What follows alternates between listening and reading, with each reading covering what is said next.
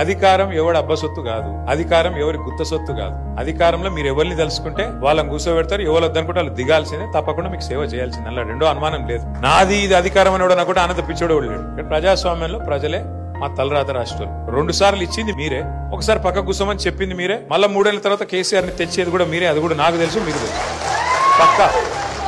ఎందుకంటే ఇవాళ ఈ రాష్ట్రంలో అందరికంటే కడుపు మండినోడు ఎవరైనా ఉన్నారా అంటే రైతే ఉన్నారు.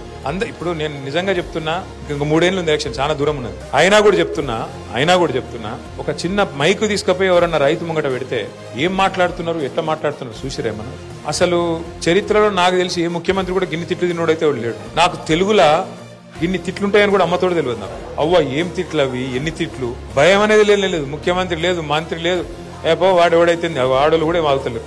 ఎందుకు ఇంత కోపం వచ్చింది అనేది మేము కూడా ఆలోచన చేసాం. ఇంత జల్దీ రావద్దు కదా కోపం వస్తే కూడా, ఆఖరి సంవత్సరం వస్తుంది, 2 ఏళ్ల ముంగట వస్తుంది. ఇంత జల్దీ అధికారంలోకి ఎక్కగానే ఇట్లా కనబడేది అనేది మనకు కనబడుతుందా, మనకు పదవి అయిపోయిన బాధ ఎక్కడ ఉందా, లేకపోతే నిజంగానే జనంలో బాధ ఉందా అని చెప్పి మేము కూడా కొన్ని సర్వేలు అవి చేయించాం. అందులో వచ్చింది ఒక మాట మెయిన్, ఎందుకంటే మనిషికి ఆశ పెట్టద్దు. ఆశ పెట్టి ఎత్తేస్తే దాని నుంచి వచ్చే రియాక్షన్ మామూలుగా ఉండదు. ఇలా మీ అందరి కోపం కూడా కదా ఇక్కడికి వచ్చిన వాళ్ళది.